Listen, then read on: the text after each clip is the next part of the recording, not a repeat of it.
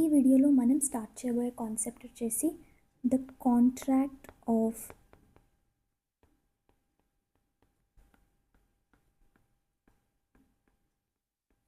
Sale of goods. Okay, so this contract of sale of goods అంటే మనకి the sale of goods act 1930ని మనము study చేయబోతున్నాం. So దీంట్లో ఉన్న proper the definitions, sections, the important case laws ఏమైనా ఉంటే అవి, అలాంగ్ విత్ ది ఎగ్జాంపుల్స్, అవన్నీ మనం వన్ బై వన్ చూద్దాం. సో ఈ particular sale of goods act అనేది మనకి ఏ ఆస్పెక్ట్స్ వస్తాయి అందులో అంటే the sale and the purchase of movable goods in India.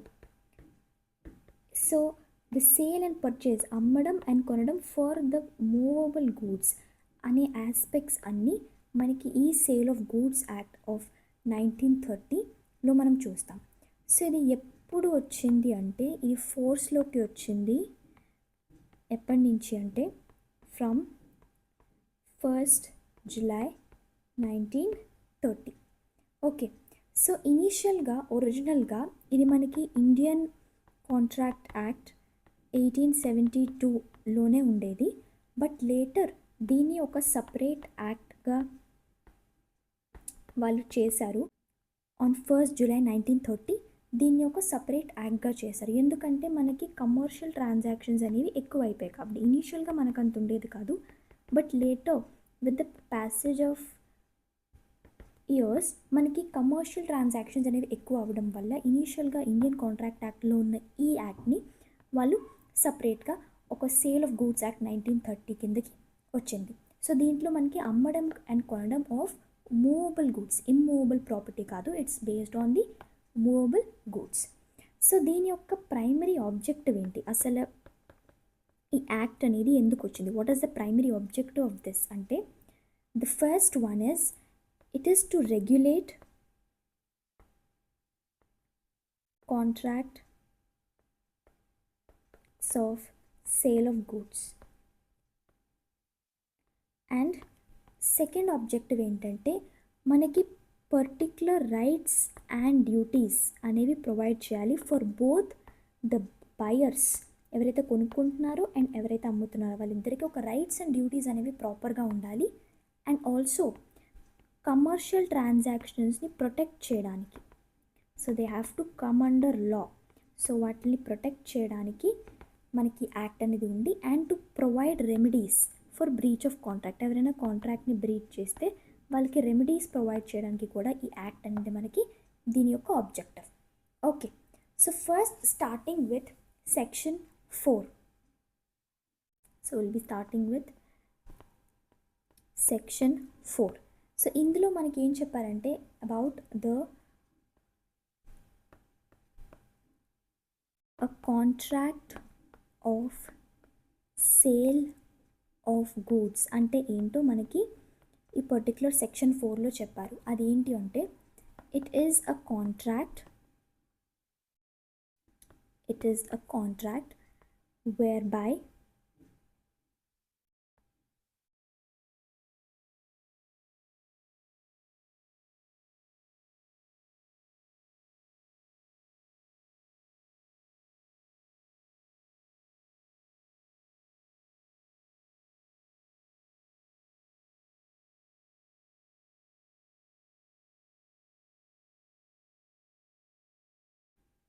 Okay, so ఏంటి మెన్షన్ చేశారు ఇందులో అంటే the seller will transfer or agrees to transfer the ownership in goods to the buyer.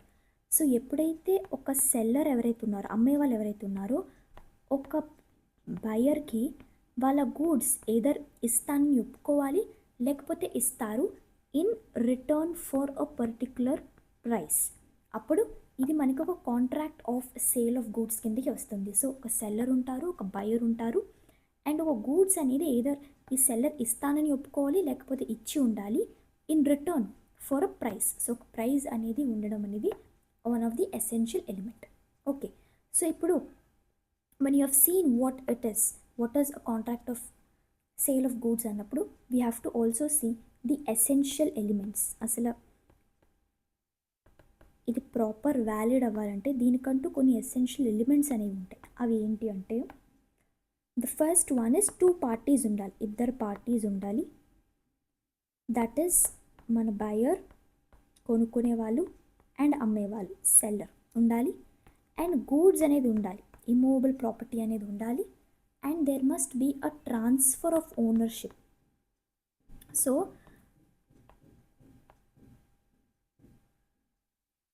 ఇప్పుడు ఆ పర్టికులర్ గూడ్స్ ఏవైతే ఉన్నాయో అవి సెల్లర్ నుంచి బయర్కి వెళ్ళనప్పుడు అది మనకి contract of sale of goods కిందకి రాదు. So they have to be a transfer of ownership, ఒకరి దగ్గర నుంచి ఇంకొకరి దగ్గరికి అది వెళ్ళాలి. అండ్ ప్రైజ్ అనేది వెరీ ఎసెన్షియల్ ఎలిమెంట్. అది మనీ కన్సిడరేషన్ అనేది ఉండాలి, ఏదో ఒక కన్సిడరేషన్ కాదు, మనీ యొక్క consideration is essential.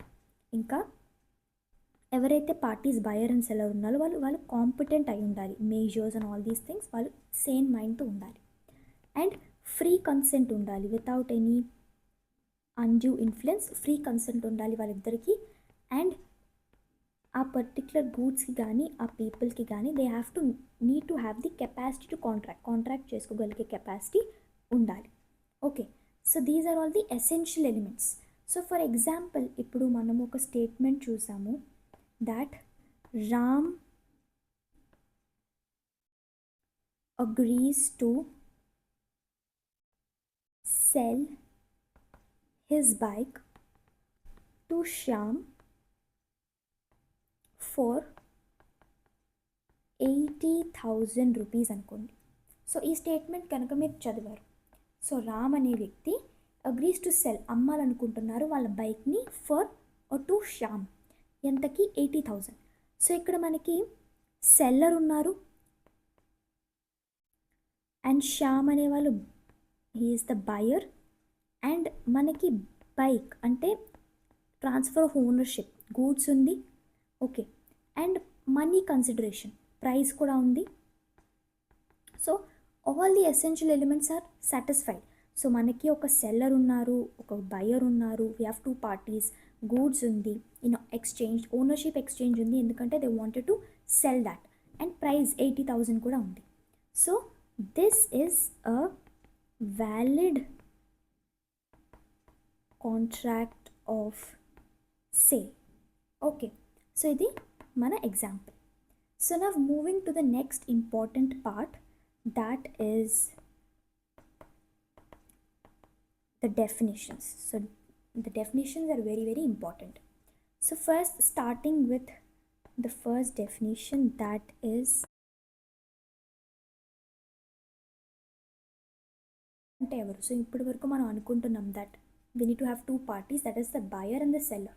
So first knowing about what or who is a buyer. So this is mentioned in section 2(1). Okay, so ఇందులో ఏం మెన్షన్ చేశారంటే buyer means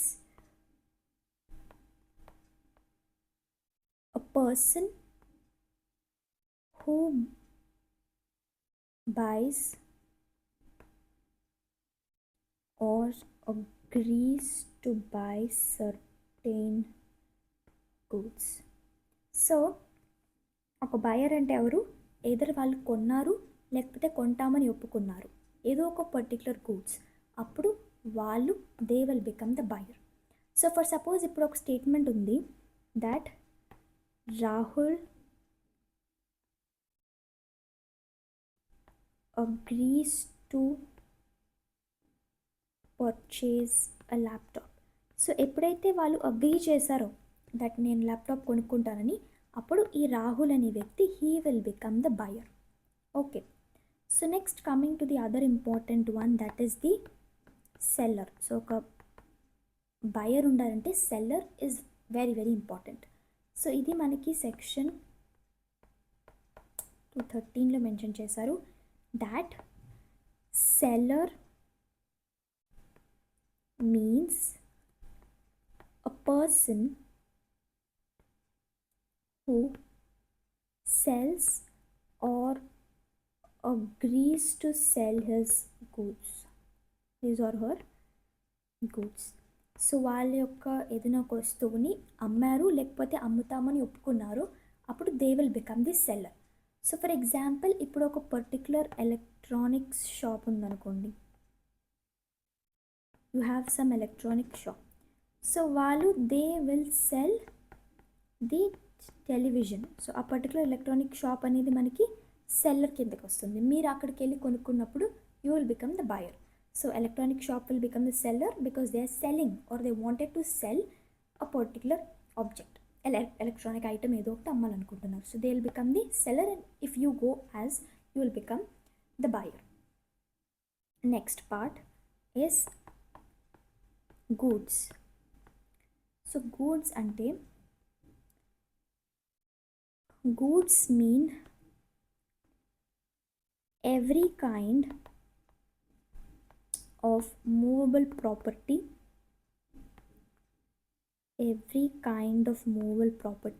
other than money or actionable claims.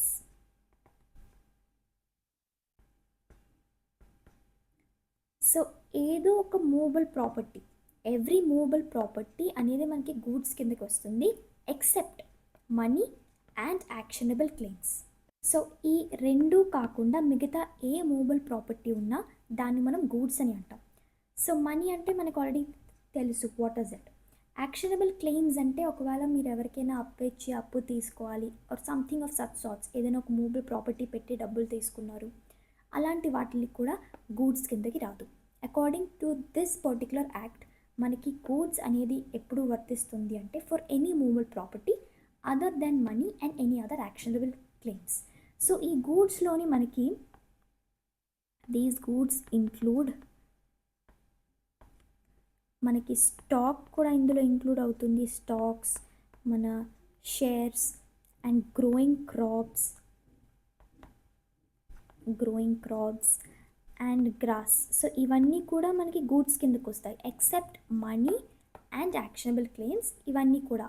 And things which are attached to land agreed to be reserved before sale. Okay, so ఏదైనా land మీద ఉన్న వస్తువులు if సేల్కి ముందే వాటిని ఇస్తామని ఒప్పుకున్నప్పుడు కూడా అవి కూడా గూడ్స్ కిందకి వస్తాయి. So stock, shares, growing crops and grass ఇవన్నీ కూడా మనకి గూడ్స్ కిందకి వస్తాయి. సో ఎగ్జాంపుల్స్ ఏంటి, ఏవైతే వస్తాయో వాటి ఎగ్జాంపుల్స్ ఏంటి అంటే we have car, mobile, machinery and wheat, ఇది గ్రోయింగ్ క్రాప్స్ కిందకి వస్తుంది, అండ్ ఫర్నిచర్. సో ఇవన్నీ మనకి సేల్ ఆఫ్ గూడ్స్ కిందకి వస్తాయి. బట్ ఏవి రావు సేల్ ఆఫ్ గూడ్స్ కిందకి అంటే వీ హ్యావ్ ల్యాండ్ మనకి రాదు, బిల్డింగ్స్, అపార్ట్మెంట్స్ అవన్నీ, అండ్ మనీ, ఇవన్నీ మనకి గూడ్స్ కిందకి రావు, ఇవన్నీ మనకి గూడ్స్ కిందకి వస్తాయి. Okay, so next coming to the fourth part, that is the delivery. So this is mentioned in section 2. So the delivery ante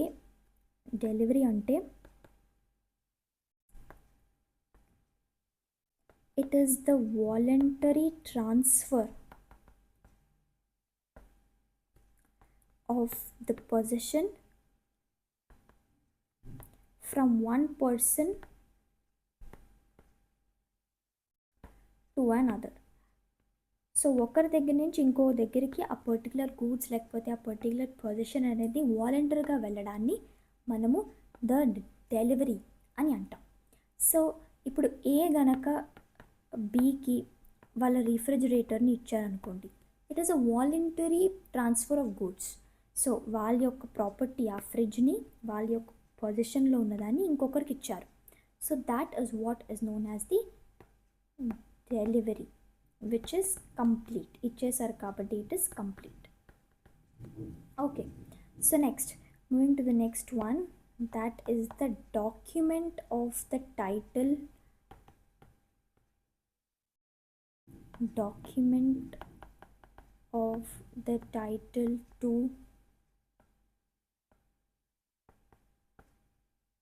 goods. So దీంట్లో మనకి ఏమేమి డాక్యుమెంట్స్ కిందకి వస్తాయి for the title of goods అంటే వాటిల్లోని మనకి వచ్చేది the bill of lading, the dock warrant, warehouse receipt, the delivery order. So these are all the documents. వాళ్ళ ఓనర్షిప్ని చెప్పుకోవడానికి ఇవన్నీ డాక్యుమెంట్స్ కిందకు వస్తాయి. సో మీరు కొనుక్కున్న బిల్, లేకపోతే warranty, warehouse receipt or the delivery order, ఇవన్నీ మనకి the document of the title of goods that మీరు దానికి ఓనర్ అని చెప్పుకోవడానికి రుజువు ఉన్న డాక్యుమెంట్స్. సో ఇది మనకి సెక్షన్ 2(4) కిందకి వస్తుంది. So these are all the documents which represent మన ownership of goods. So for suppose ఇప్పుడు వేర్ హౌస్ రిసీప్ట్ ఉంది. ఆ వేర్ హౌస్ రిసీప్ట్ ద్వారా మనకి ఏం ప్రూఫ్ వస్తుందంటే the ownership of that particular stored rice. So ఆ వేర్ హౌస్లో మీరు కనుక మీ రైస్ పెట్టుకున్నారనుకోండి, సో ఆ పర్టికులర్ వేర్ హౌస్ రిసీప్ట్ ద్వారా మీకు అందులో ఉన్న రైస్కి ఆ స్టోర్డ్ రైస్ యొక్క ఓనర్షిప్ అనేది మీకు ఉంటుంది.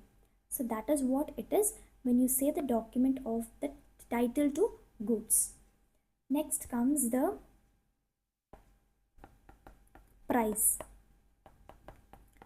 సో ఈ ప్రైస్ ఏంటంటే అది మనీ కన్సిడరేషన్ని మనం ప్రైస్ అని అంటాం. మనీ కన్సిడరేషన్ ఫర్ సేల్ని మనము ప్రైస్ అని అంటాం. సో ఫర్ సపోజ్ ఇప్పుడు ఆ పర్టికులర్ ల్యాప్టాప్ ఏదో ఒక ల్యాప్టాప్ 50,000కి అమ్మేశారనుకోండి. So 50,000 is the price and laptop is the goods. You have the buyer and the seller. So seller మనకి ల్యాప్టాప్ ఇస్తే బయర్ వాళ్ళకి 50,000 ఇస్తారు, which is the money consideration. అదే మనం ప్రైస్ అని అంటాం. So next comes the property. So property అంటే it means the ownership.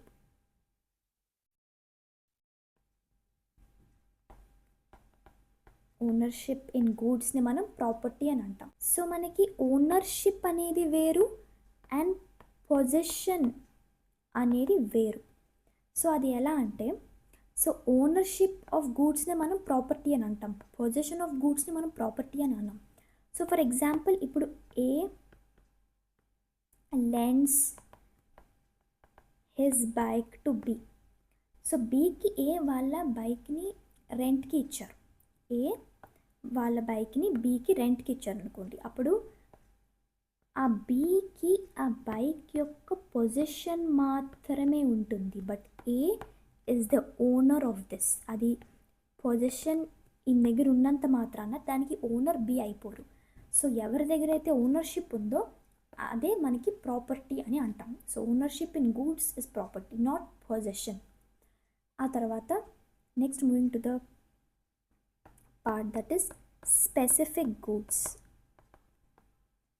So specific goods అంటే it is mentioned in section 2(14).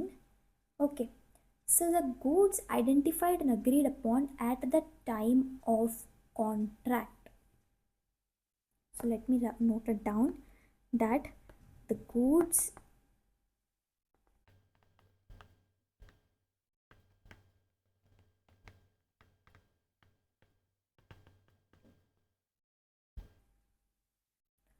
So అమ్మేటప్పుడు ఆ కాంట్రాక్ట్ అనేది చేసుకునే టైంలో ఏదైతే గూడ్స్ని వాళ్ళు ఐడెంటిఫై చేసి అగ్రీ చేశారో దాన్ని మనం స్పెసిఫిక్ గూడ్స్ అని అంటాం.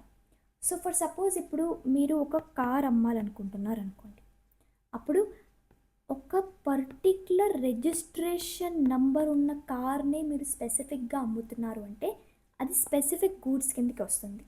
So if you just selling a car అంటే it's normal goods. But specific goods అంటే ఆ పర్టిక్యులర్ కార్ నెంబర్ని ఒకరు కొనుక్కుంటామని చెప్పినప్పుడు అప్పుడు అది స్పెసిఫిక్ గూడ్స్ కిందకి వస్తుంది. So it is the goods identified and agreed upon at the time of contract. The next one is future goods. So future goods are mentioned in section 2(6). అదేంటంటే the goods to be manufactured or acquired after making the contract.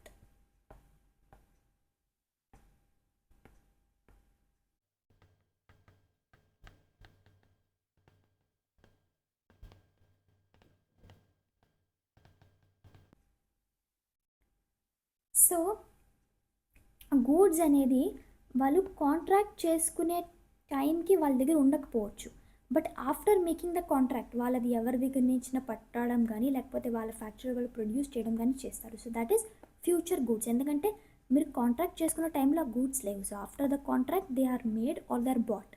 So అందుకు వాటిని future goods అని అంటాం. So దీంట్లో example ఏంటంటే ఒక particular factory మనకి 500 shares ఇస్తామని ఒప్పుకున్నారు. ఓకే, ఆ కాంట్రాక్ట్ అయిపోయిన తర్వాత ఫ్యాక్టరీ వాళ్ళు దాన్ని ప్రొడ్యూస్ చేయడము లేకపోతే వాటిని ఎక్కడి నుంచి పట్టడము something they'll do. So those come under the future goods. Next part దీనికి క్వైట్ ఆపోజిట్గా ఉండేది మనకి ఎగ్జిస్టింగ్ గూడ్స్. ఫ్యూచర్ గూడ్స్కి quite opposite that is existing goods. ఇదేంటి, they are already owned by the seller. So ఇప్పుడు పలానా ఎలక్ట్రానిక్ షాప్కి మీరు వెళ్ళి ఒక ల్యాప్టాప్ కొనుక్కున్నారంటే ఆ ఎలక్ట్రిక్ షాప్లో లేకపోతే ఆ షోరూంలో ఆల్రెడీ మనకి ఆ ల్యాప్టాప్ ఉంటుంది. సో ఆ పర్టికులర్ ఓనర్షిప్ ఆల్రెడీ సెల్లర్ దగ్గర ఉంటుంది, ఆ ప్రొడక్ట్ వాళ్ళ దగ్గర ఉంటుంది. సో ఎగ్జిస్టింగ్ గూడ్స్ అది, దాన్ని మీరు కొనుక్కుంటున్నారు. సో ఇక్కడ ఆ ఆబ్జెక్ట్ ఆ చైరే వాళ్ళ దగ్గర లేదు, but still you're making contract. ఆ తర్వాత అవి వాళ్ళు తయారు చేసి మీకు ఇస్తారు, which is future goods. But ఇక్కడ వాట్ ఆల్రెడీ షోరూమ్ దగ్గర ఉందో అది మీరు కొనుక్కుంటారు. So that is the existing goods. Next comes the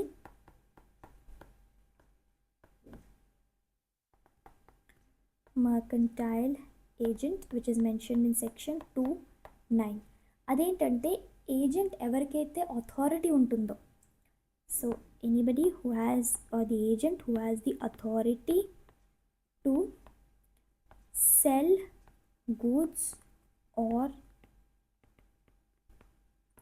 raise money using goods. So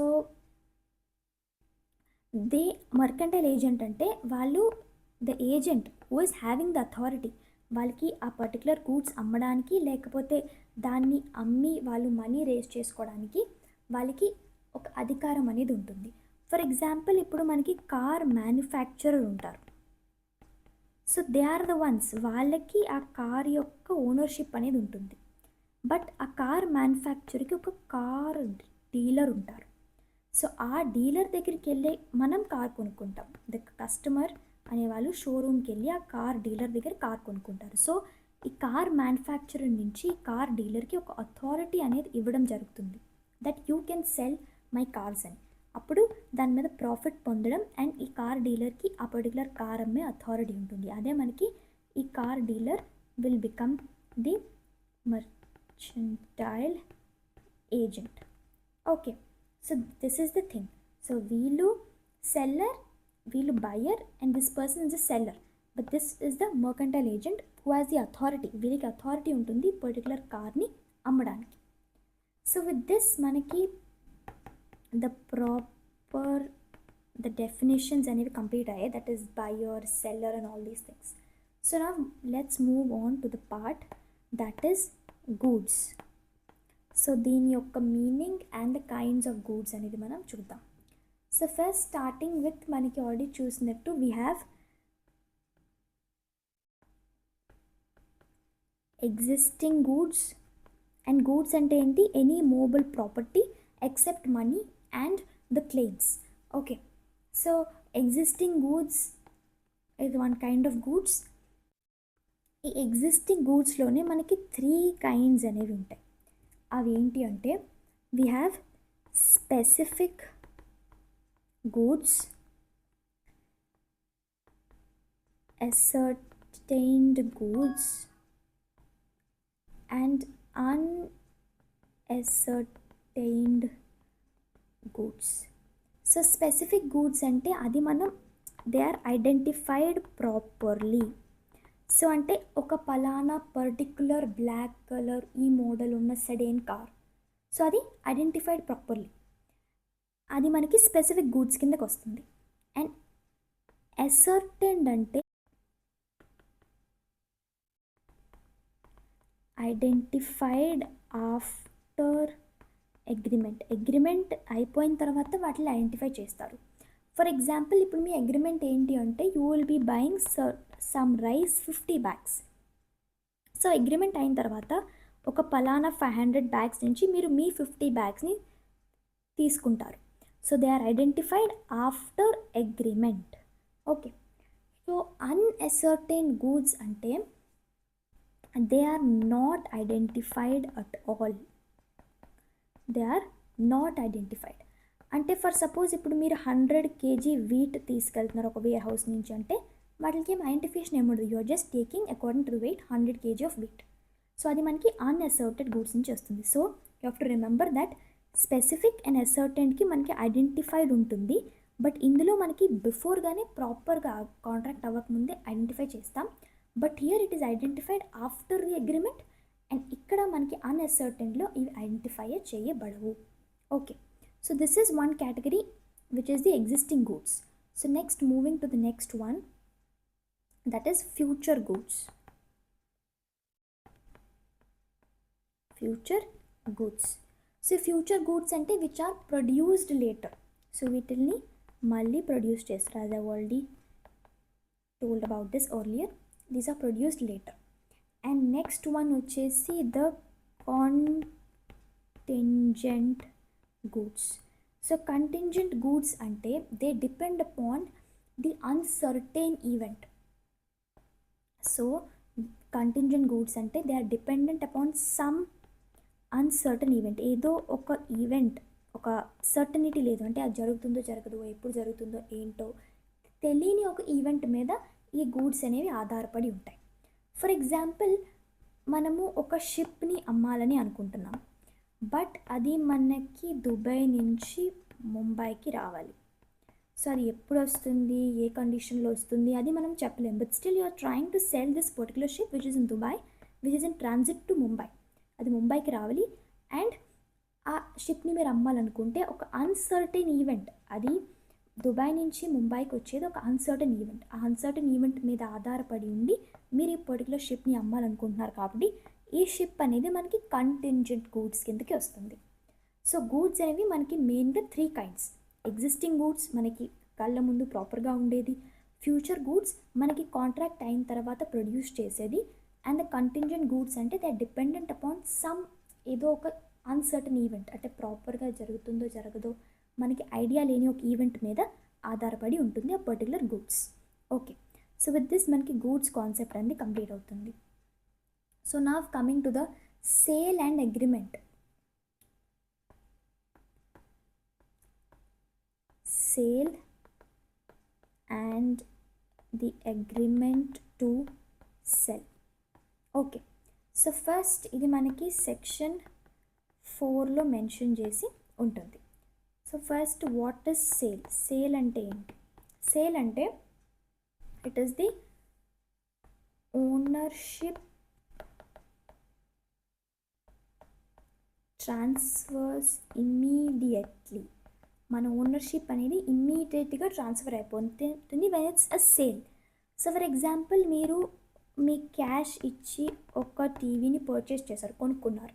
so అప్పటికప్పుడు మీ క్యాష్ వాళ్ళకి ఇస్తారు అండ్ వాళ్ళు ఆ టీవీని మీకు ఇచ్చేస్తారు. So there is a ownership transfer. So ఆ పర్టికులర్ షోరూమ్ వాళ్ళ ఓనర్షిప్లో ఉన్న ఆ పర్టికులర్ టీవీ అది మీ ఓనర్షిప్కి వచ్చేస్తుంది, which is immediate. But when it comes to the agreement to cell,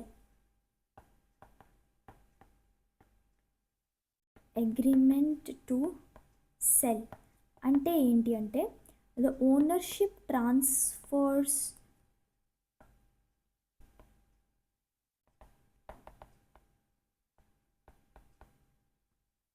later. So ఇక్కడ మనకి ఇమ్మీడియట్గా ట్రాన్స్ఫర్ అయితే ఇక్కడ మనకి లేటర్ అవుతుంది.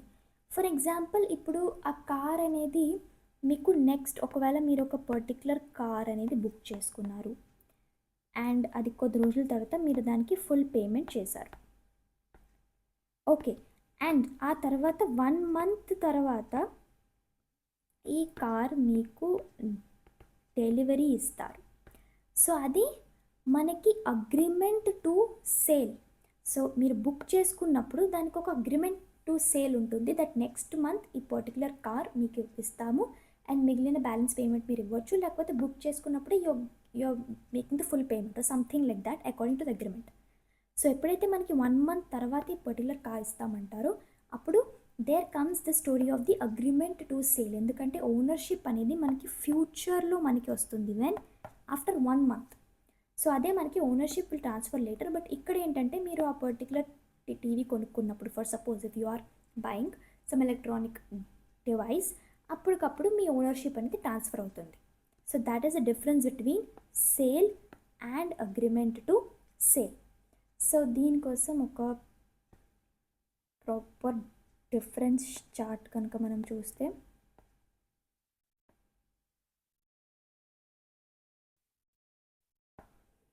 we have the basis, sale and the agreement to sell.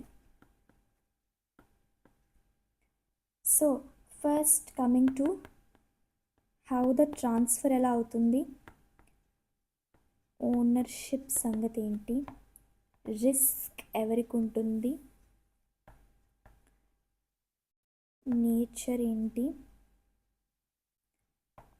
Insolvency of the buyer,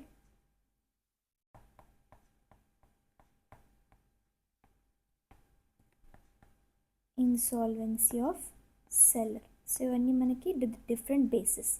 so first starting with transfer. సేల్లో మనకి already చూసినట్టు ఇమ్మీడియట్గా అవుతుంది, ఇక్కడ మనకి ఇట్ బికమ్స్ లేటర్. ఇందులో ఓనర్షిప్ అనేది మనకి అప్పటికప్పుడు అవుతుంది, బట్ హియర్ ఇది అప్పటికప్పుడు అవ్వదు. అగ్రిమెంట్ చేసుకున్నప్పుడు ఇట్ విల్ నాట్ పాస్. అది మనకి కార్ ఒకవేళ మీరు బుక్ చేసుకుంటే అగ్రిమెంట్ టు సేల్ చేసుకుంటే ఓనర్షిప్ అనేది కార్ మ్యానుఫ్యాక్చరర్ దగ్గరే ఉంటుంది. రిస్క్ ఇక్కడ ఎవరికి ఉంటుంది, కొనుక్కునే వాళ్ళకి ఉంటుంది. ఇక్కడ రిస్క్ అమ్మే వాళ్ళకి ఉంటుంది, ఎందుకంటే వాళ్ళు మీకోసం ఆ కార్ని మ్యానుఫ్యాక్చర్ చేసి they are going to give it to you. So అప్పుడు మీరు డబ్బులు మిగతా ఇస్తారు, ఆ కార్ తీసుకుంటారో లేదో, అది రిస్క్ అనేది సెల్లర్ దగ్గర ఉంటుంది.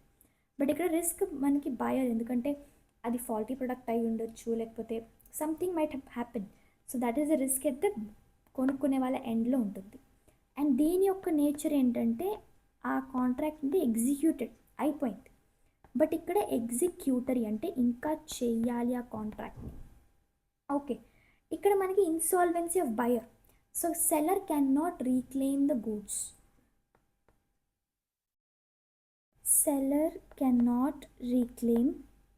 సో సెల్లర్ అనేవాళ్ళు ఆ గూడ్స్ని రీక్లెయిమ్ చేయలేరు. బట్ ఇక్కడ మనకి సెల్లర్ ఆ మనీ కనుక మనం ఇవ్వలేదు సంథింగ్ లైక్ దాట్ అంటే they can refuse the delivery. Okay, and insolvency of seller కనుక ఉంటే the buyer can recover the goods, but ఇక్కడ ద బయర్ అనేవాళ్ళు they can only ask for the damages which are cost. Okay, so these are the primary differences between the sale and the agreement to sell. Next, coming to the formation of the contract of sale.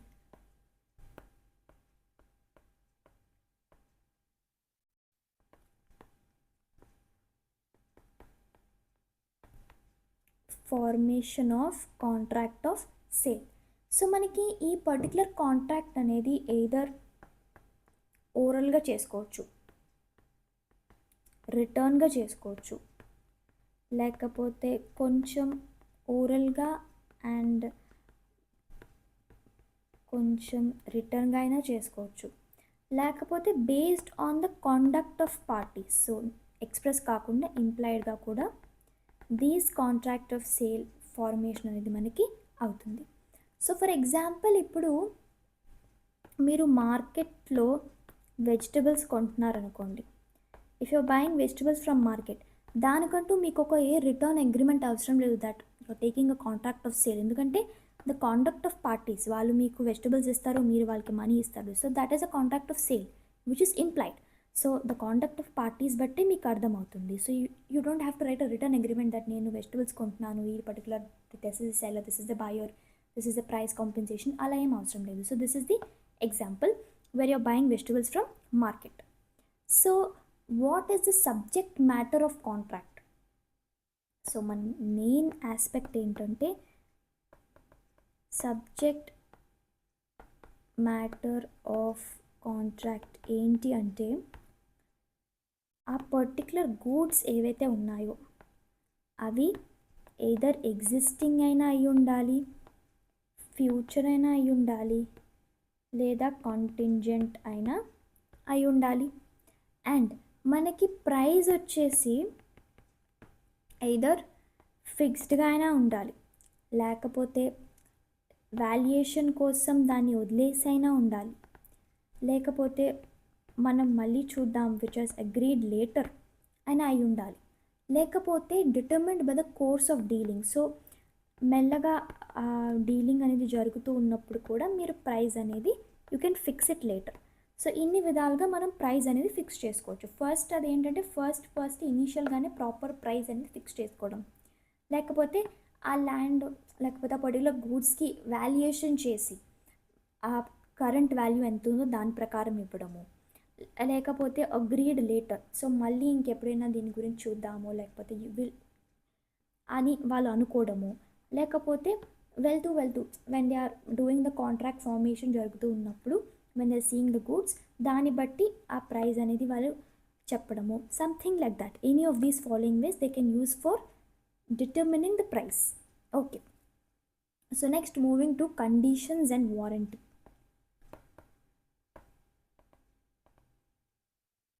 Conditions and the warranties. Conditions and warranties. So ఇది మనకి section 12లో mention చేశారు that condition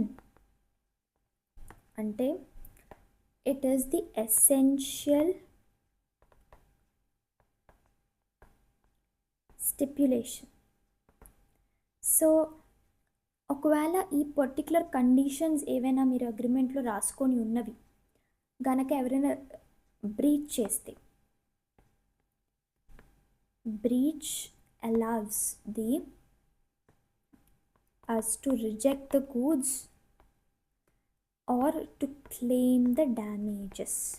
so ఒకవేళ ఎవరైనా ఈ కండిషన్స్ని follow అవ్వలేదంటే breach చేసినట్టు. So ఈ breach అనేది మనము బ్రీచ్ చేసిన వాళ్ళతోని వాళ్ళ గూడ్స్ రిజెక్ట్ చేయొచ్చు, లేకపోతే మనము డ్యామేజెస్ కోసం క్లెయిమ్ చేసుకోవచ్చు. సో ఫర్ ఎగ్జాంపుల్, మీరు ఒక ఆవు కొంటున్నారు ఫర్ మిల్క్, అది మిల్క్ ఇస్తుందని మీరు ఆవు కొంటున్నారు, బట్ ఆ ఆవు అనేది మిల్క్ ఇవ్వదు అని మీకు లేటర్ అర్థమైంది దట్ ఆ ఆవు మిల్క్ అనేది ఇవ్వదు అని. అప్పుడు ఆ బయ్యర్ అనేవాళ్ళు ఆ గూడ్స్ని, ఆవుని రిజెక్ట్ చేయొచ్చు. సో వాళ్ళ కండిషన్ ఏంటి? వాళ్ళు కొనుక్కుంటుంది ఎందుకు ఆవుని? మిల్క్ కోసం. ఎప్పుడైతే ఆవు మిల్క్ ఇవ్వదని వాళ్ళకి తెలిసిందో దే హ్యావ్ ది రైట్, బయ్యర్కి, కొనుక్కునే వాళ్ళకి మాకు ఆవు వద్దు అని రిజెక్ట్ చేయడానికి వాళ్ళకి అవకాశం అనేది ఉంటుంది. Next moving to the warranty. So warranty అంటే ఏంటంటే ఇట్ ఈస్ కొలాటరల్ స్టిపులేషన్.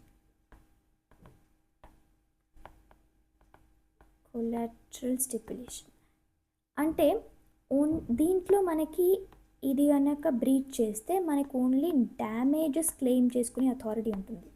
ఇక్కడ మనకి ఏదైనా మనం గూడ్స్ రిజెక్ట్ చేయొచ్చు, లేకపోతే డ్యామేజెస్ క్లెయిమ్ చేయొచ్చు. బట్ ఇక్కడ ఓన్లీ మీరు డ్యామేజెస్ మాత్రమే అడగగలుగుతారు when it is a warranty. Condition వేరు, వారంటీ వేరు. కండిషన్లో మనం గూడ్స్ రిజెక్ట్ చేయొచ్చు, లేకపోతే దిస్, బట్ వారంటీలో you can only ask for damages. For example, ఇప్పుడు పర్టికులర్ కార్లో మీకు మ్యూజిక్ సిస్టమ్ ఉంది అని చెప్పారు. They have given the warranty that ఈ కార్ మ్యూజిక్ సిస్టమ్ ఉంటుందని మీకు ప్రామిస్ చేశారు. బట్ ఆ కార్లో మ్యూజిక్ సిస్టమ్ అనేది లేదు, యాబ్సెంట్. అప్పుడు మీరు హోల్ కార్ వాళ్ళకి వెనక్కి ఇవ్వలేరు. You can only ask for the damages that మీకు మ్యూజిక్ సిస్టమ్ లేదు కాబట్టి దానికోసం మీరు డ్యామేజెస్ క్లెయిమ్ చేయొచ్చు. అంతే తప్పించి you cannot give the car back to them. అది లేకపోతే ఆ కార్ నాకు వద్దని మీరు చెప్పలేరు. సో వారంటీ ఇచ్చారు దట్ మీకు మ్యూజిక్ సిస్టమ్ ఉంటుంది ఆ కార్లో అని. When it's not they you can ask for the damages. అంతే తప్పించి you cannot reject the whole car. అది మనకి వారంటీలో ఉన్న rules. Okay, so next the main differences between these both, that is the condition and warranty. కనుక మనం చూస్తే condition అంటే it is essential, కానీ ఇది సెకండరీ. అండ్ ఇందులో మనకి we have the right to reject the goods, but ఇక్కడ we can not reject the goods. And ఇక్కడ మనము డ్యామేజెస్ కూడా క్లెయిమ్ చేయొచ్చు ప్లస్ గూడ్స్ కూడా రిజెక్ట్ చేయొచ్చు.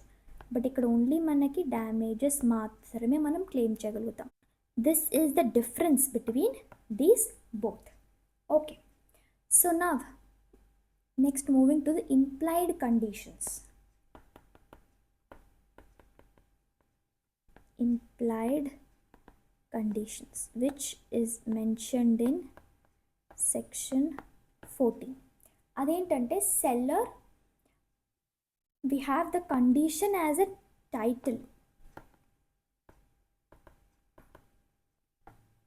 Condition as to the title. The seller must have the right to sell.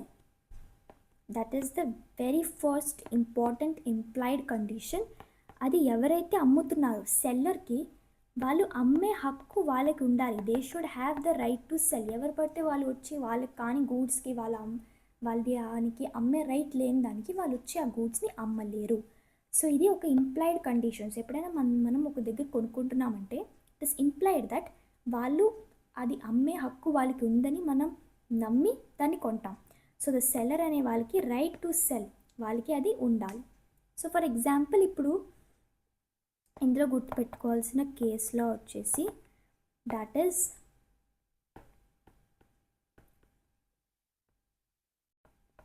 రాలండ్ versus Divall of 1923. ఈ కేసులో మనకి ఏం చెప్పారంటే ఆ బయర్ అనే వ్యక్తి ఒక దొంగతనం చేయబడిన కార్ని కొనుక్కున్నారు. ఓకే, సో ఎప్పుడైతే ఆ కార్ యొక్క ట్రూ ఓనర్ వచ్చారో ఆబ్వియస్గా దొంగతనం చేయబడిన కార్ కాబట్టి they will take back the car, అవునా? So this buyer will have loss. So ఈ లాస్ని వాళ్ళు ఎవరి దగ్గర నుంచైనా కొన్నారో ఆ స్టోలెన్ కార్ వాళ్ళ దగ్గర నుంచి రికవర్ చేసుకోవచ్చు. బికాజ్ ఆ స్టోలెన్ కార్ ఎవరైతే అమ్మారో వాళ్ళకి they don't have the right to sale. So వాళ్ళు రైట్ టు సేల్ లేకుండా అమ్మారు కాబట్టి he can recover those damages from them. And ఈ స్టోలెన్ కార్ని ట్రూ ఓనర్ వాళ్ళు తీసుకెళ్ళిపోయారు. So this is the case which you have to remember, Rowland versus Divall 1923. Next implied one condition is the sale by description, which is mentioned in section 15.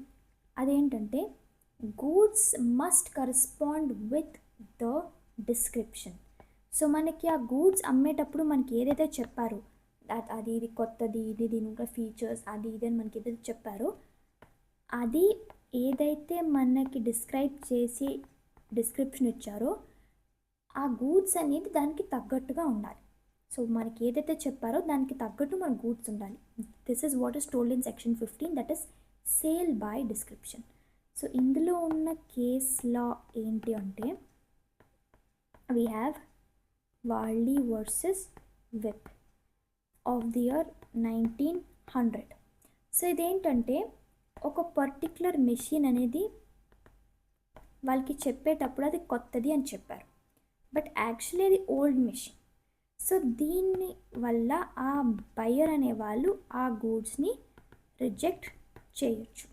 Okay, so వాళ్ళకి చెప్పేటప్పుడు అది కొత్త machine అని చెప్పారు, but actually అది old అన్నప్పుడు వాళ్ళు దాని డిస్క్రిప్షన్ ఇచ్చింది, వాటిని డిస్క్రైబ్ చేసిన దానికి ఇది క్వైట్ ఆపోజిట్గా ఉంది. సో అందుకు ద బయర్ అనేవాళ్ళు ఆ గూడ్స్ని కొనకుండా they can reject. Okay, so next sale by sample. Sale by sample. So అంటే ఇప్పుడు మనకు ఒక చిన్న శాంపుల్ చూపిస్తారు. For suppose if you wanted to buy some cashews, so పలానా వేరే ప్లేస్ నుంచి పట్టుకొచ్చిన క్యాష్యూస్ మీరు కొంటున్నారు అనుకోండి. సో మీకు ఒక శాంపుల్ ప్రోడక్ట్ చూపిస్తారు. సో ఆ ప్రోడక్ట్ చూపించి this is what you're promising, ఇదే మీకు ఇస్తామని చెప్పారనుకోండి. సో వాళ్ళు ఎప్పుడైతే బల్క్లోని అది పట్టుకొని వచ్చారో ఆ పర్టికులర్ క్యాష్యూని, they have to correspond to the sample piece. శాంపుల్లో మనకి ఏదైతే క్యాష్యూ క్వాలిటీ చూపించారో that should be matching with the bulk cashew quality. So దాన్నే మనము sale by sample, that is the bulk should correspond with sample అని మనకి this is mentioned in section 17. So for example నేను మీకు చెప్పినట్టు you can write down this cashew example. ఇది మనకి example కిందకి వస్తుంది. సో ఇలా చేయడం వల్ల ఒకవేళ అది కనుక కరెస్పాండ్ అవ్వలేదు అనుకోండి, the bulk one, the sample one, ఆ బయ్యర్ ఆ బల్క్ దాన్ని తీసుకోకుండా he can reject. Okay, so next is the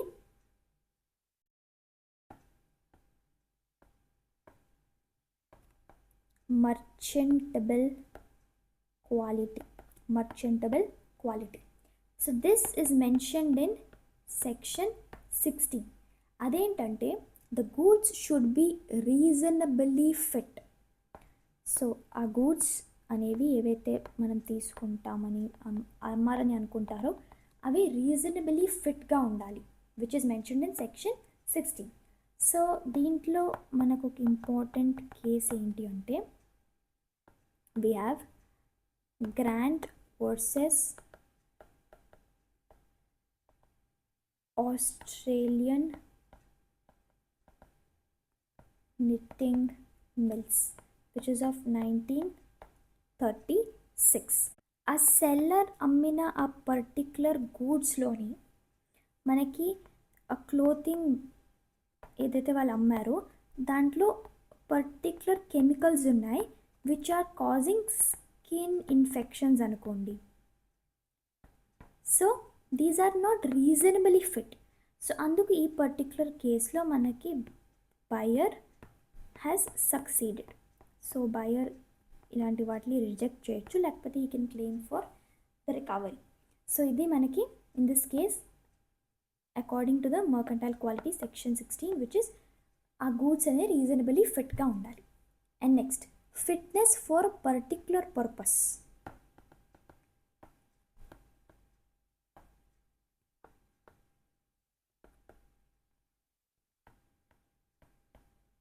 fitness for particular purpose అంటే సెల్లర్కి గనక మనం ఎందుకు ఆ గూడ్స్ కొంటున్నామని సెల్లర్కి తెలుసు అనుకోండి. సెల్లర్కి మనం ఎందుకు ఆ గూడ్స్ కొంటున్నామో ఒకవేళ తెలిస్తే ఆ పర్టిక్యులర్ గూడ్స్ అనేవి మన పర్పస్కి సర్వ్ అయ్యేటట్టు ఉండాలి, మన పర్పస్కి సూట్ అవ్వాలి. సో ఫర్ ఎగ్జాంపుల్ ఇందులో వచ్చే కేసులో వచ్చేసి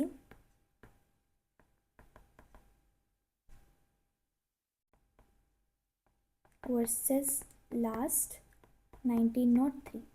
సో ఇందులోని మనకి సెల్లర్ అనేవాళ్ళు ఈ బయర్ అనే వాళ్ళకి కొన్ని వాటర్ బాటిల్స్ అనేవి అమ్మారు. సో ఆ వాటర్ బాటిల్స్ ఎందుకు అమ్మారు? In order to store hot water. So ఇది హాట్ వాటర్ కోసం ఈ వాటర్ బాటిల్స్ అని సెల్లర్కి ఐడియా ఉంది, buyer has told them. But ఎప్పుడైతే ఆ హాట్ వాటర్ అందులో వేశారో అవి బర్స్ట్ అయిపోయాయి. సో హాట్ వాటర్ బాటిల్ అనేది బర్స్ట్ అయిపోయింది. సో దీని ద్వారా అవి ఫిట్నెస్గా లేవు ఫర్ దట్ పర్టిక్యులర్ పర్పస్. ఏదైతే హాట్ వాటర్ కోసం కొనుక్కున్నారో దానికి ఫిట్గా లేదు కాబట్టి వెన్ ఎవర్ దే సూడ్ వీళ్ళకి కాంపెన్సేట్ చేశారు.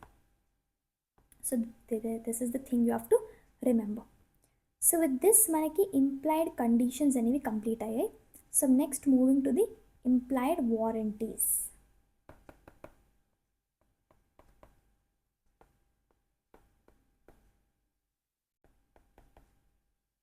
Implied warranties. సో ఇంప్లాయిడ్ వారంటీస్లో ఏంటంటే సెల్లర్ మనకి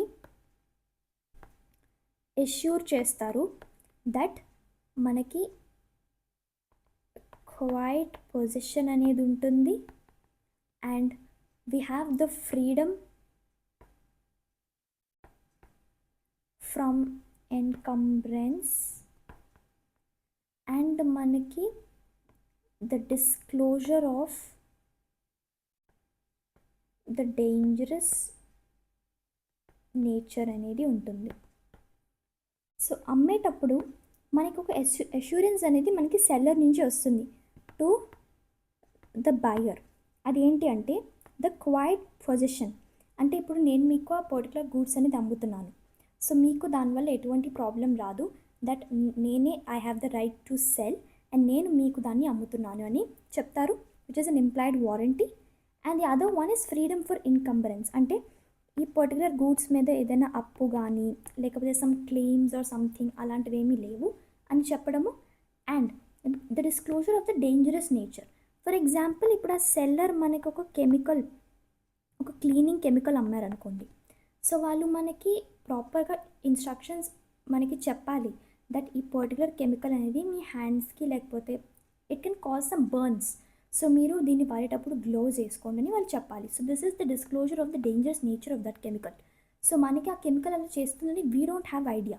సో ద సెల్లర్ మనకి ఇన్ఫార్మ్ చేయాలి that this is the dangerous nature of this, so మీరు గ్లోవ్స్ వేసుకోండి లేకపోతే some safety measure for that particular product. So these are the implied warranties. Okay, so next comes the doctrine of caveat emptor. So ఈ particular doctrine మనకి ఏం చెప్తుంది అంటే దీని యొక్క మీనింగ్ ఏంటి అంటే let the buyer beware. అంటే ఏంటంటే బయర్ ఆ గూడ్స్ని కొనుక్కునే ముందు వాళ్ళు ప్రాపర్గా ఇన్స్పెక్ట్ చేయాలి. ఓకే, వాళ్ళు కొనుక్కోక ముందే they have to properly check దీంట్లో ఏమైనా ఫాల్ట్ ఉందా, నేను కొనుక్కుంటుంది కరెక్టా కాదా అని. So after the sale is complete వాళ్ళు దాన్ని రిజెక్ట్ చేయడం, they cannot do something like that. So first వాళ్ళు కొనుక్కునేటప్పుడే they have to be vigilant and వాళ్ళు ప్రాపర్గా సేన్ మైండ్తో ఉండి కాంపిటెంట్గా ఉండి వాళ్ళ గూడ్స్ని పర్చేస్ చేసుకోవాలి. So according to section 16 seller అనేవాళ్ళు జనరల్గా లయబుల్గా ఉండరు. It's only the buyer who needs to be responsible mostly. Okay, so దీంట్లో కొన్ని ఎక్సెప్షన్స్ అనేవి ఉన్నాయి. Even though they will say that the buyer is the one who is responsible, కానీ దీంట్లో కూడా కొన్ని ఎక్సెప్షన్స్ అనేవి ఉన్నాయి when the seller is liable. So mostly seller is not liable, కానీ ఎప్పుడు సెల్లర్ లయబుల్ అవుతారంటే when the fitness purpose is known. మనం ఆల్రెడీ చూసాం about the hot water bottles. So వాళ్ళకి ఆ పర్పస్ తెలిసినప్పుడు దానికి తగ్గట్టు వాళ్ళ గూడ్స్ ఉండాలి. అండ్ వాళ్ళ సేల్ బై డిస్క్రిప్షన్, సో వాళ్ళు ఎలా అయితే ఆ ప్రొడక్ట్ ఉంటుందని చెప్పారో అలా అది ఉండాలి. And sale by sample, so వాళ్ళు చూపించిన శాంపుల్కి తగ్గట్టుగానే కరెస్పాండ్ అవుతూ వాళ్ళ బల్క్ క్వాంటిటీ కూడా ఉండాలి. అండ్ వాళ్ళు ఎటువంటి ఫ్రాడ్కి పాల్పడకూడదు. ఒకవేళ పాల్పడితే కూడా it is the seller who is liable. And దానికి ఒక మర్చెంటబుల్ క్వాలిటీ అనేది ఉండాలి, as you already studied about this earlier. And usage of trade is also important. Okay, so these are all the exceptions where మనకి seller liable అవుతారు. So for example ఇప్పుడు ఒక case చూస్తే we have the case that is Ward versus Hodges of 1878. ఈ particular కేసులోని మనకి వాళ్ళు seller అనే వాళ్ళు కొన్ని పిగ్స్ అనేవి అమ్మారు, బట్ అవి డిసీజ్డ్ పిగ్స్.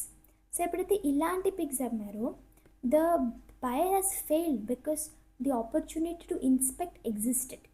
సో సెల్లర్ అనేవాళ్ళు వీళ్ళకి ఇన్ఫెక్ట్ అయి ఉన్న పిగ్స్ని అమ్మారు, బట్ ఆ బయర్కి అవి చెక్ చేసుకునే ఆపర్చునిటీ ఉండింది దట్ నేను కొనుక్కునేవి ప్రాపర్ పిగ్సా కాదా అని. బట్ ఆయన చెక్ చేసుకోకుండా తీసుకున్నారు. So it is his responsible, he is liable. Seller దీంట్లో లయబుల్ అవ్వరు in this particular case.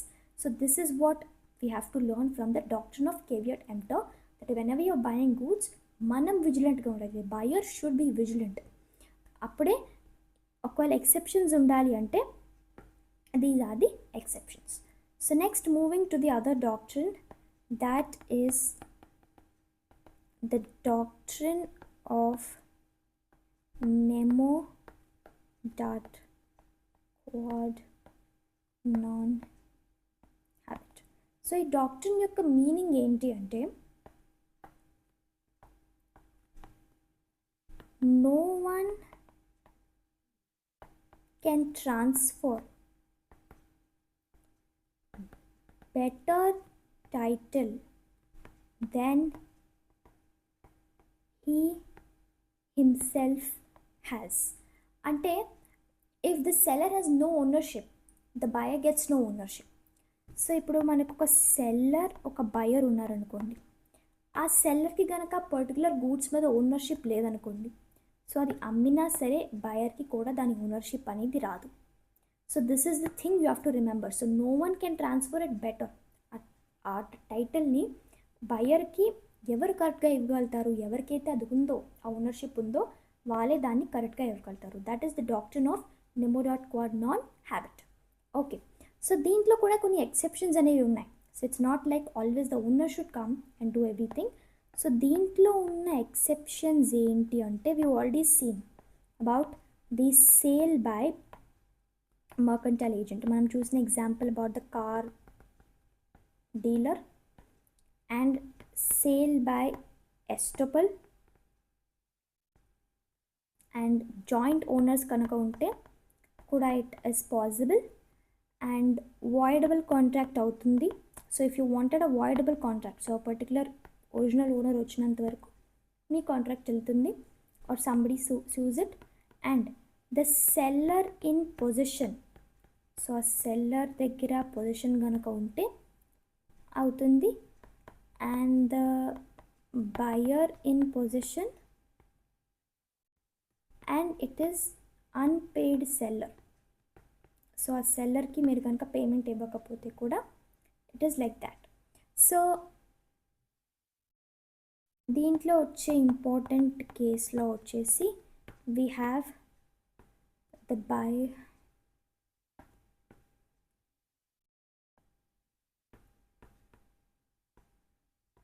రాలిండ్ versus Diwali. Okay, so ఇందులో ఏంటంటే the buyer got no title because the seller had none. So ఇచ్చే వాళ్ళకి ఏ టైటిల్ ఓనర్షిప్ లేదు కాబట్టి బయర్కి కూడా ఓనర్షిప్ అనేది రాలేదు. Okay, so next moving to the next part, that is the transfer of the property. So these are mentioned in section 18 to 25. So దీంట్లో ఉన్న concept ఏంటంటే, ఓనర్షిప్ ఆఫ్ గూడ్స్ని మనం ప్రాపర్టీ అంటాం. So transfer of this ownership అంటే ownership passes according to the intention. According to the intention మనకి ownership అనేది transfer అవుతుంది. So if you have specific goods, మన దగ్గర స్పెసిఫిక్ గూడ్స్ కనుక ఉంటే ఇమ్మీడియట్ ట్రాన్స్ఫర్ అవుతుంది. ఒకవేళ మనకి అన్అసర్టైన్డ్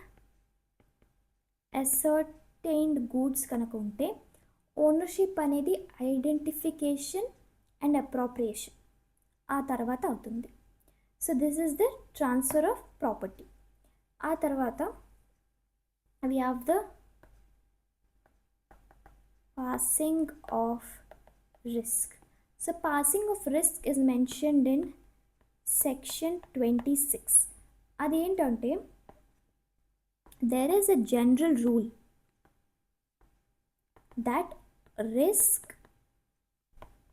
follows ownership. So ownership తో we get risk as well.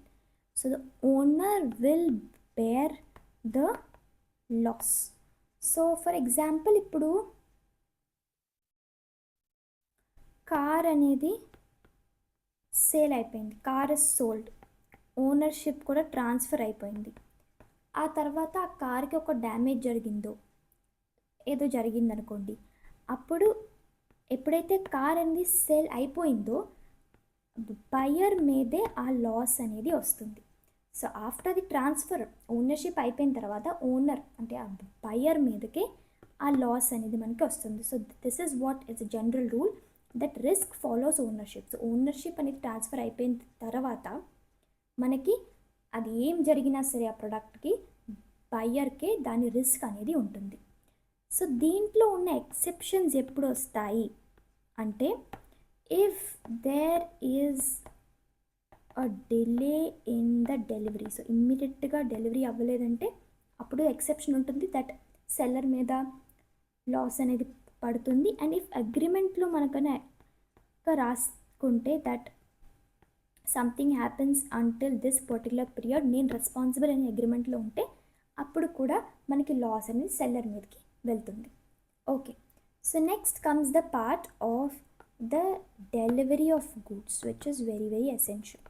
Delivery of goods which is mentioned in section 31 to 44. So the modes మనకి various modes ఉన్నాయి. అది ఏంటంటే వీ కెన్ యాక్చువల్ డెలివరీ ఇవ్వచ్చు, ద ప్రొడక్ట్ అలా ఇవ్వచ్చు, లేక that is handing over. So మనము for suppose if watch is there your voluntary or మీరు మీ చేతుల ద్వారా వాచ్ ఇవ్వచ్చు. Other one is a constructive delivery. So ఇవన్నీ మనం ఆల్రెడీ ఇండెమ్నిటీలో you have read about this. Constructive delivery అంటే third person will acknowledge the buyer, అలా కూడా జరగచ్చు. And symbolic delivery, symbolic delivery అంటే ట్రాన్స్ఫర్ త్రూ డాక్యుమెంట్స్, అలా కూడా చేసుకోవచ్చు. సో ఇప్పుడు ఆ కన్స్ట్రక్టివ్ డెలివరీ అంటే మీరు ఒకరికి వేర్ హౌస్ ఇస్తున్నారు ఫర్ స్టోరింగ్ గూడ్స్ అనుకోండి, మీరు ఆ వేర్ హౌస్ ఇవ్వరు కదా, you will give the key of the warehouse. So అది మనకి సింబాలిక్ డెలివరీ కింద కూడా వస్తుంది. Okay, so the rules regarding this ఏంటి అంటే, రూల్స్ రిగార్డింగ్ దిస్ అంటే ఒక రీజనబుల్ టైం ద్వారా అది అవ్వాలి. అండ్ కరెక్ట్ క్వాంటిటీ 100 bags అంటే they have to be 100 bags and correct ప్లేస్లో అవ్వాలి. అండ్ ఆ ఎక్స్పెన్సెస్ అన్నీ సెల్లరే చూసుకోవాలి. All the delivery expenses should be by the seller it self.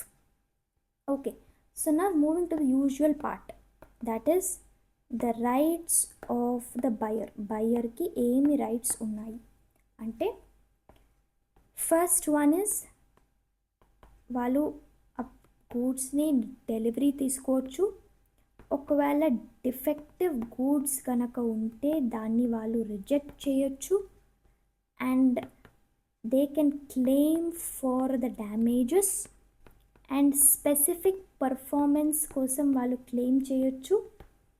And వాళ్ళు ఆ పర్టికులర్ గూడ్స్ని ఎగ్జామిన్ చేసుకోవచ్చు even before accepting or buying the goods. వాళ్ళు ఆ గూడ్స్ ప్రాపర్ కండిషన్లో ఉందా లేదా అవన్నీ వాళ్ళు చెక్ చేసుకోవచ్చు, which is actually very important. And next comes the duties of the buyer. బయర్కి ఉండాల్సిన బేసిక్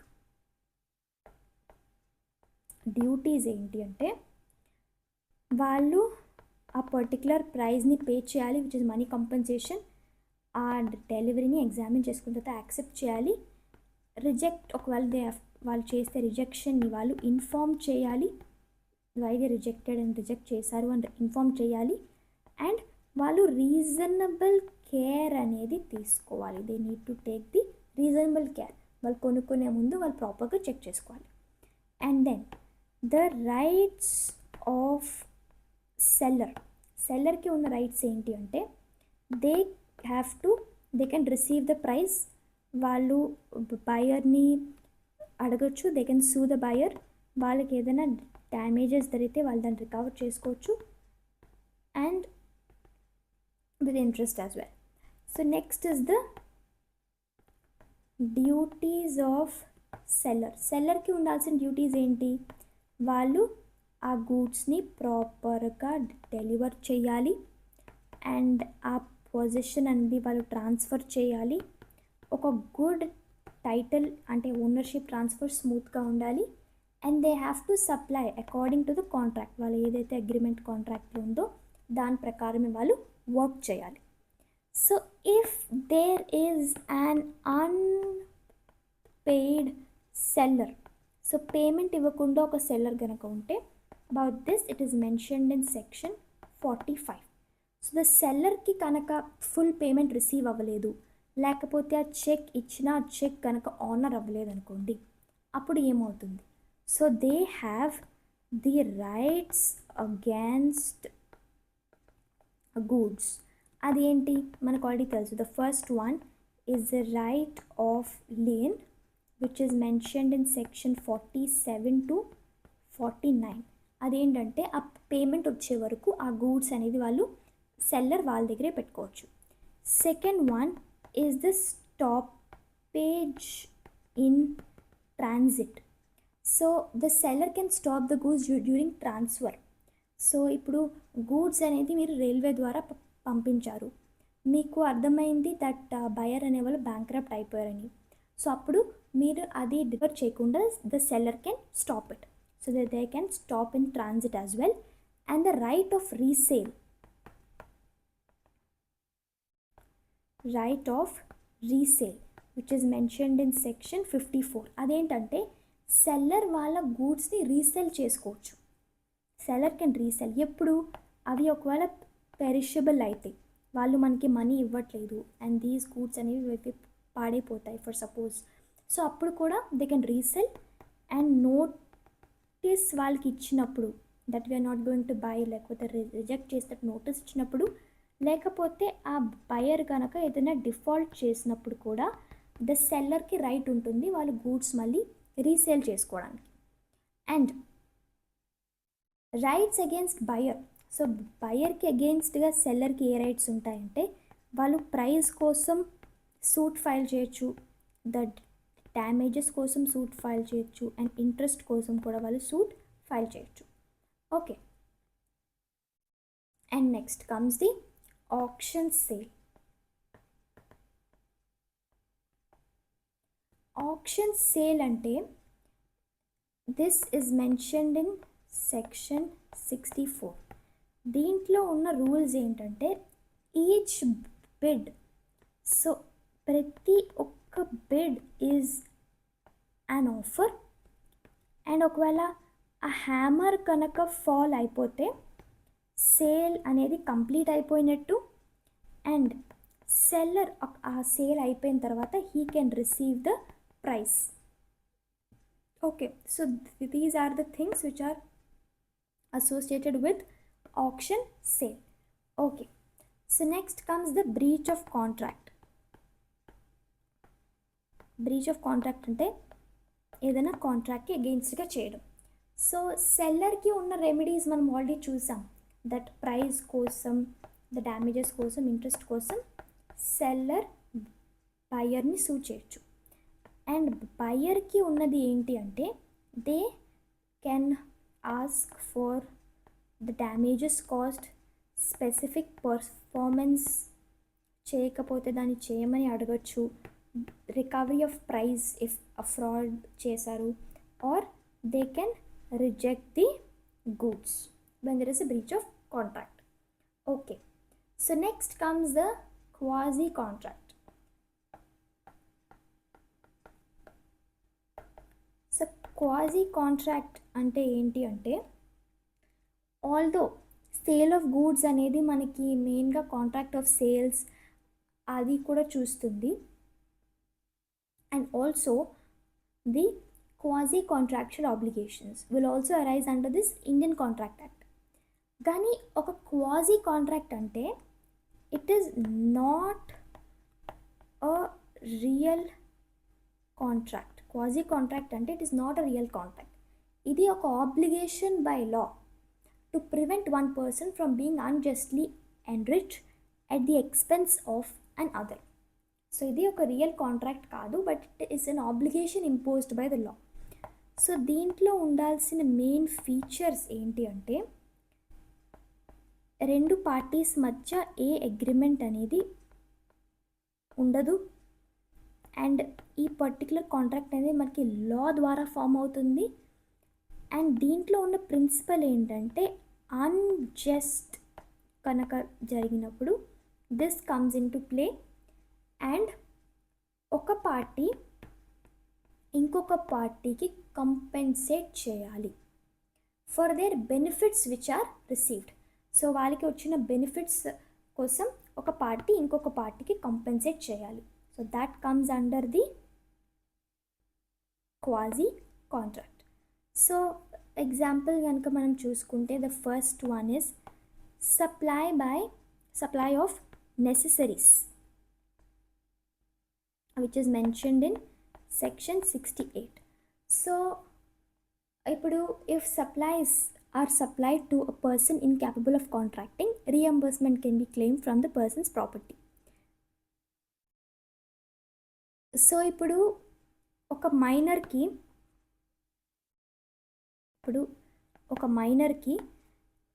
ఏ గనక ఫుడ్ అండ్ మెడిసిన్ ఇచ్చారనుకోండి, ఫుడ్ అండ్ మెడిసిన్ కనుక ఇస్తే మైనర్ ప్రాపర్టీ నుంచి వాళ్ళు ఆ పర్టిక్యులర్ ఫుడ్ అండ్ మెడిసిన్ ఇచ్చినందుకు వాళ్ళు దానికి ప్రైజ్ అనేది రికవర్ చేసుకోవచ్చు. This is the supply of necessaries.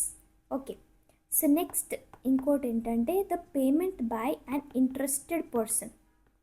అంటే ఇప్పుడు a person who pays money which another is legally bound to pay. So ఇప్పుడు ఒక ల్యాండ్ లార్డ్ ఉన్నారు, దాంట్లోనే ఒక టెనెంట్ ఉంటున్నారు. ఈ ల్యాండ్ లార్డ్ అనే వ్యక్తి మనకి ప్రాపర్టీ ట్యాక్స్ అనేది పే చేయలేదు, బట్ ఎవరైతే అద్దుకుంటున్నారో వాళ్ళు పే చేశారు ప్రాపర్టీ ట్యాక్స్. ఎందుకంటే ఆ ప్రాపర్టీ పోకుండా ఉండడానికి వాళ్ళు ప్రాపర్టీ ట్యాక్స్ అనేది కట్టారు. సో కట్టినందుకు it is the payment by an interested person which is mentioned in section 69. So ఈ అద్దెకుండే వాళ్ళకి ఆ ప్రాపర్టీ ఇంపార్టెంట్, వాళ్ళకి దాని మీద ఇంట్రెస్ట్ ఉంది కాబట్టి దే హ్యావ్ పేడ్. సో అది వాళ్ళు లేటర్ ఆ ల్యాండ్ లార్డ్ నుంచి రికవర్ చేసుకోవచ్చు. And next one is the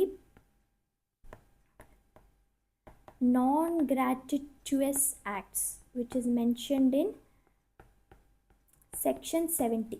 So if a person lawfully will do something for another without intending the gift and the other enjoys the benefit, compensation is payable. So ఇప్పుడు for suppose ఇప్పుడు ఏ అనే వాళ్ళు బీకి కొన్ని goods అనేది ఇచ్చేశారు. Actually అది బీకి ఇవ్వకూడదు, for some other person they have to give, కానీ ఏ అనే వ్యక్తి బీకి ఇచ్చేశారు. అండ్ బి అది తెలిసి కూడా ఆ గూడ్స్ని వాడుకోవడం స్టార్ట్ చేశారు. సో A can claim or recover the damages from B, ఎందుకంటే బీకి అది తెలుసు that they don't belong to him అని. So non gratuitous act section 70 ప్రకారం కూడా they can recover the damages. And the D1 is the finder of goods which is mentioned in section 71. So finder of goods has the duty similar to that of the bailee. So ఇది మనం already మన bailment దాంట్లో complete చేసేసాం. And next one is the money paid or the goods which are delivered by mistake under coercion కనుక this is comes under section 72. So ఇప్పుడు money కానీ goods కానీ ఇంకొకరికి బై మిస్టేక్ ట్రాన్స్ఫర్ చేసేసారు. మీరు ఒక 10,000 ఇంకొకరికి చేయకపోయి ఇంకొకరికి చేసేసారు బై మిస్టేక్. సో ఆ ఎవరికైతే మీరు చేశారో వాళ్ళు అది మీకు రిటర్న్ బ్యాక్ చేయాలి. ఇది మనకి క్వాజీ కాంట్రాక్ట్ కిందకి వస్తుంది. So these are all the quasi contracts. అదేంటి అంటే first starting with the supply of necessaries, the payment by an interested person, non gratuitous acts, the finder of goods, and the money or this thing goods which is delivered by mistake. So ఇవన్నీ మనకి quasi contracts కిందకి వస్తాయి. So with this మనకి the complete details of the contract of sale అనేది complete అవుతుంది. So we have got the important case laws, that is Rowland versus Divall and Varley versus Whipp, Grant versus Australian knitting mills, Priest versus Last, Ward versus Hobbs, అవన్నీ మనం complete చేసేసాము. And with this మనకి will come to an end for this. So let me give a quick overview of all the sections. So మనకు section 2(1)లో we have seen about the buyer, ఆ తర్వాత we have seen the delivery, the document of title, future goods, mercantile agent, price, seller, specific goods.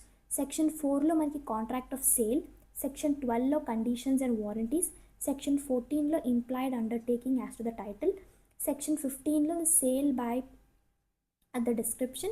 Section 16లో caveat emptor or implied conditions, and section 17లో sale by sample, section 18 to 25 the passing of property, section 26 the passing of risk, and మనకి section 31 and 44 which will deal with the delivery of goods, section 45 unpaid seller, lien అంటే మనకి it comes under section 47 to 49, stoppage in transit మనకి section 50 to 52, the resale is section 54, auction section 65.